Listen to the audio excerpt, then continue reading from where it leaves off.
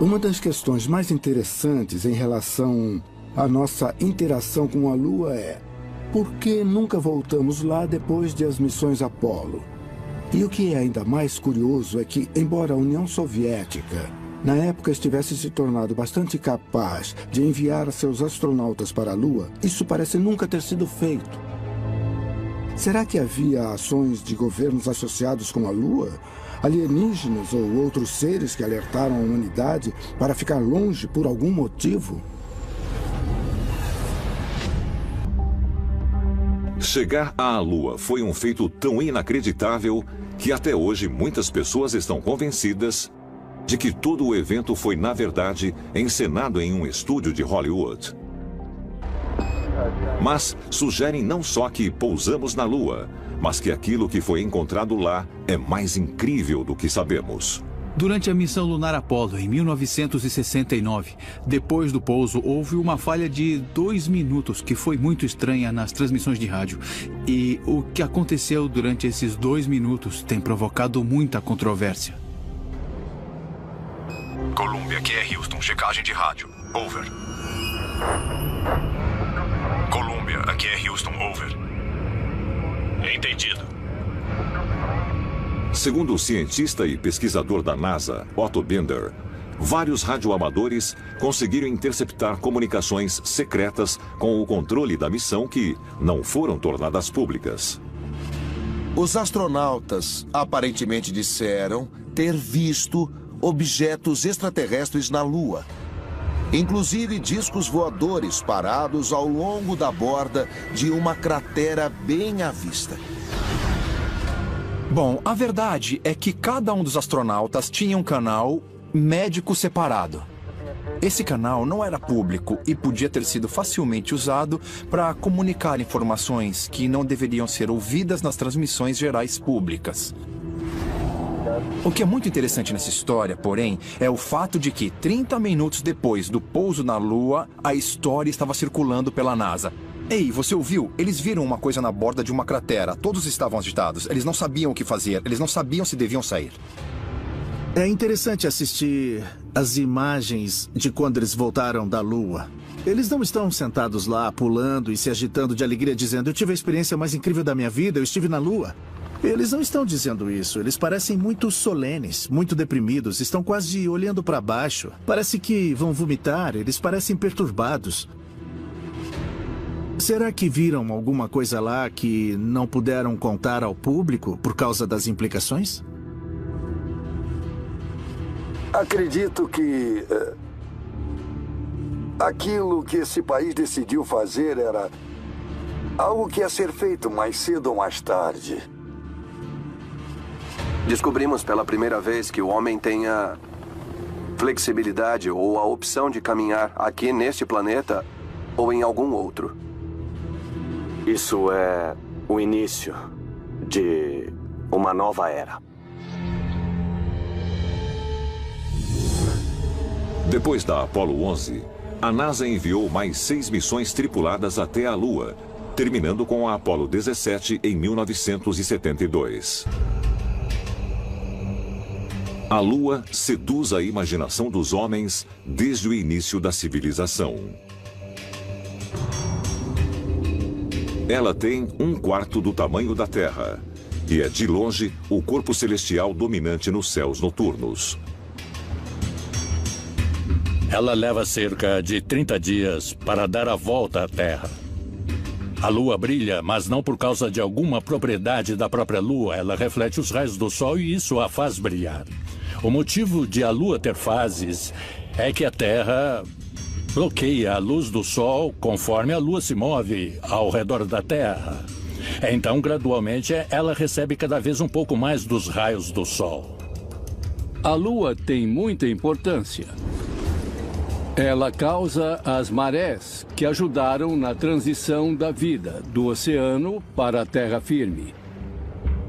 Ela também estabiliza a inclinação da Terra em relação à sua órbita. Sem a Lua, as influências gravitacionais poderiam fazer os polos dos planetas oscilarem de um lado para o outro, como um marinheiro bêbado.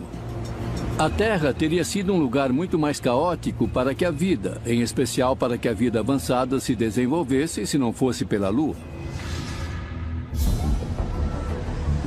Embora a Lua seja muito importante para o surgimento da vida na Terra, esse corpo celestial é inabitável. Não há oxigênio respirável. E as temperaturas na superfície chegam a extremos que vão desde 120 graus, quando voltada para o Sol, até 158 graus negativos na sombra. É um ambiente muito sério porque não tem oxigênio. Então os astronautas que estavam na Lua tinham de estar completamente selados. A gravidade da superfície, que é o que realmente conta se você for até lá, é de 1/6 da gravidade da Terra. E é por isso que quando se vê aquelas imagens granuladas dos primeiros astronautas, eles parecem estar pulando e a Lua não tem nenhuma atmosfera. Os astronautas, quando chegaram à Lua, de repente puderam olhar para o mundo em que cresceram, a Terra, de um lugar diferente. Eles puderam ver toda a humanidade em sua pequeneza no universo. E isso teve mesmo um efeito muito profundo nos astronautas. É possível que os astronautas norte-americanos não estivessem sozinhos na Lua? Foi por isso que nunca voltamos depois da Apollo 17? Os seres humanos são fascinados pela Lua desde o surgimento do homem. E embora muitas teorias tenham sido propostas, os cientistas não podem dizer com certeza absoluta como esse objeto celestial se formou. Há algumas pessoas que pensam que, com o incidente em Roswell, o governo americano estabeleceu comunicação com seres extraterrestres. Há alguns que pensam que só estabelecemos tal contato após as missões Apollo. E há outras pessoas que pensam que não temos nenhum contato direto com espécies extraterrestres. Minha crença pessoal é de que em algum ponto do caminho a NASA teve uma linha direta com os ETs. Mas se a NASA possuía evidências de vida extraterrestres, o que ela está escondendo? Parece que tem um objeto bem na sua frente, Mark. Pode dar uma olhada lá? Parece que está na direção de 10, 11 horas.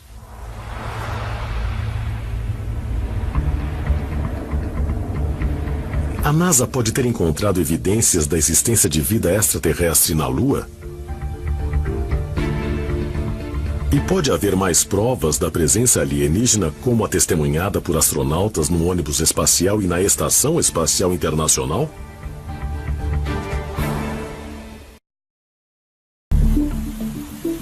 29 de julho de 1958.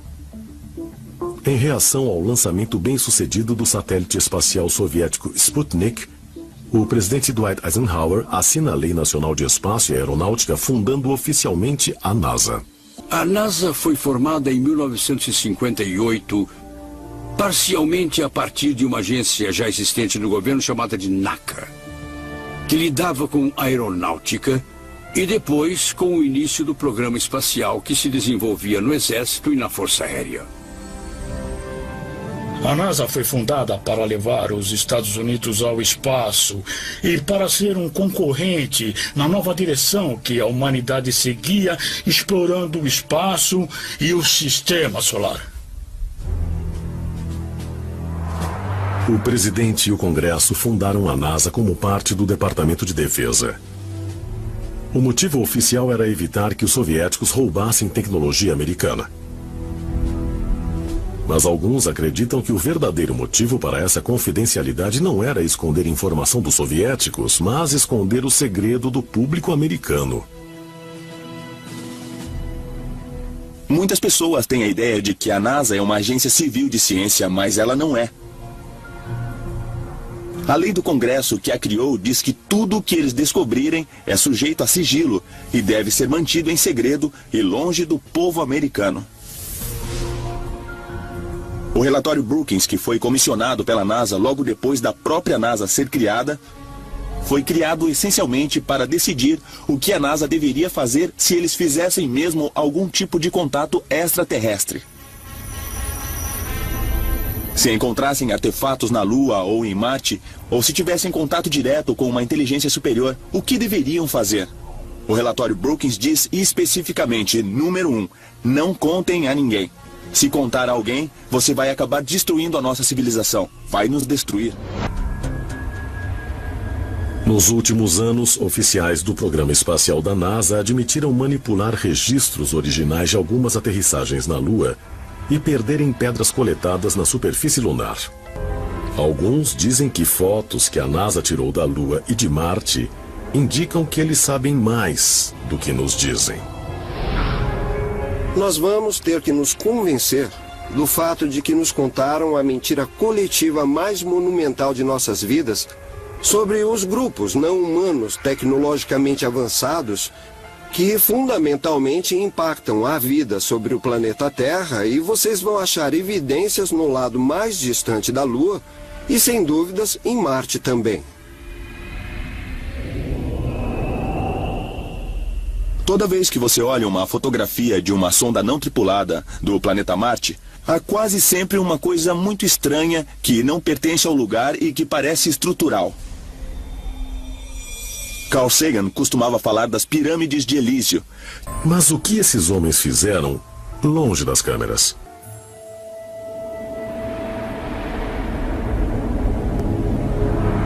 De acordo com registros da NASA, a área da Lua chamada de Mar da Tranquilidade foi escolhida para a primeira aterrissagem por ter uma superfície plana. Mar de Tranquilidade. Mas alguns pesquisadores dizem que esse local foi escolhido porque naquela data as coordenadas se alinhavam diretamente sob o cinturão de Orion. Eles escolheram os locais de aterrissagem primeiramente, escolhendo uma data específica, uma latitude e uma longitude específica e uma hora específica também. Depois você tinha que voltar a partir daquela posição para criar o que chamam de janela de lançamento. Para os antigos egípcios, aquela constelação era uma corporificação do grande deus Osíris. Sírius era a representação de sua esposa, de sua irmã e de sua consorte Ísis. Juntos, aqueles dois essencialmente comandavam os céus. E a vida do povo egípcio era ditada pela rotação, pelo movimento e pela localização daqueles dois objetos celestiais nos céus. A Apollo 11 aterrissou num dia específico e numa hora específica, quando as 3 estrelas do cinturão de Orion estavam no horizonte. Naquela hora, 33 minutos depois de aterrissar, Buzz Aldrin, o segundo homem a pisar na Lua, um maçom de rito escocês de 33º grau, executou uma cerimônia a bordo do módulo lunar com Neil Armstrong. O que eles fizeram foi versar vinho em cálices, partir um pão e fazer essencialmente o que chamamos de cerimônia de comunhão. O interessante da cerimônia de comunhão é que, apesar de ser católica, ela tem origens num ritual mais profundo e mais antigo, que era uma oferenda ao deus Osíris. Então eles fazem essencialmente uma oferenda a Osíris. Eu acho que é por isso que eles aterrissaram naquela data e horário. Certos rituais têm que ser realizados em certos momentos em que essa conexão com a inteligência não humana pode acontecer.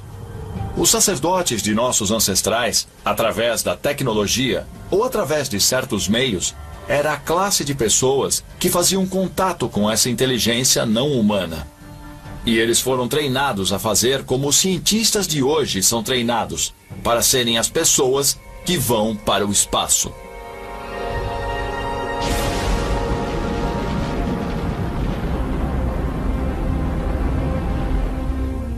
Foram deixados na Lua instrumentos científicos, uma bandeira americana e uma pequena placa comemorativa da missão Apollo 11.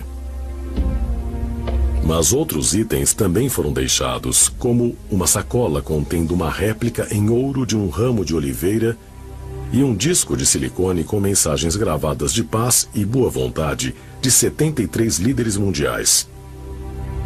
Por que essas mensagens simbólicas foram mandadas para o espaço? Quem a NASA esperava encontrar na Lua? Quando falamos das missões Apollo na Lua, há uma teoria que sugere que cidades inteiras podem existir no lado negro da Lua. Cidades que a NASA sabia que existiam. Dessas missões teriam sido trazidos à Terra artefatos das ruínas desses antigos locais. É possível que não fossem rochas lunares que eles vieram e trouxeram como amostras, mas talvez tecnologia alienígena. Se extraterrestres estiveram aqui no planeta, e tenho certeza de que sim, é provável que encontremos evidências na Lua. Porque a Lua é o ponto de parada. Você tem uma nave-mãe e precisa por combustível. Seja lá o que for, pode ser matéria-prima, podem ser pedras, urânio, pode ser o que for, está na superfície da Lua. Então faria sentido encontrarmos indicações na Lua, indicações tecnológicas de que alguém esteve aqui.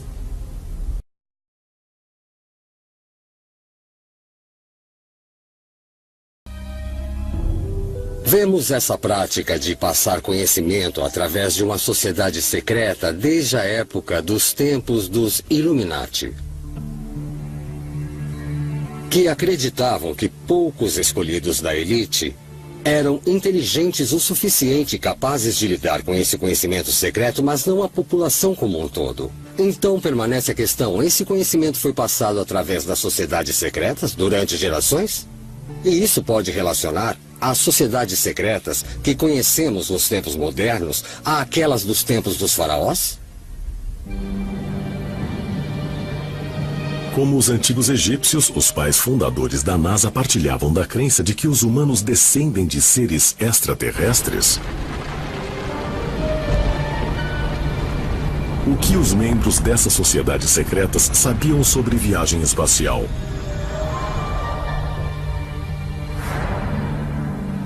E como os antigos influenciaram seu trabalho? Aqueles que suspeitam que os oficiais da NASA operavam uma missão secreta apontam para o uso repetido do número 33. Um número simbólico extremamente importante em sociedades secretas. Se você observar a primeira pista de aterrissagem em Cabo Canaveral, onde aterrissavam aeronaves e um dia chegaria o ônibus espacial, essa pista era de número 33.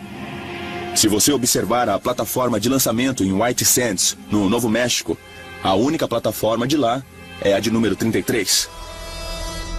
Então, esse número parece estar envolvido diretamente com a NASA várias e várias vezes, e o fato de ser conectado à maçonaria faz você pensar se não há talvez outro simbolismo mais profundo nisso tudo. Aqui é Houston. Vocês vão aterrissar. Câmbio 213 metros, 21 em 33 graus. Pesquisadores acreditam que a relação com crenças antigas egípcias também pode ser encontrada no emblema do programa espacial Apollo da NASA.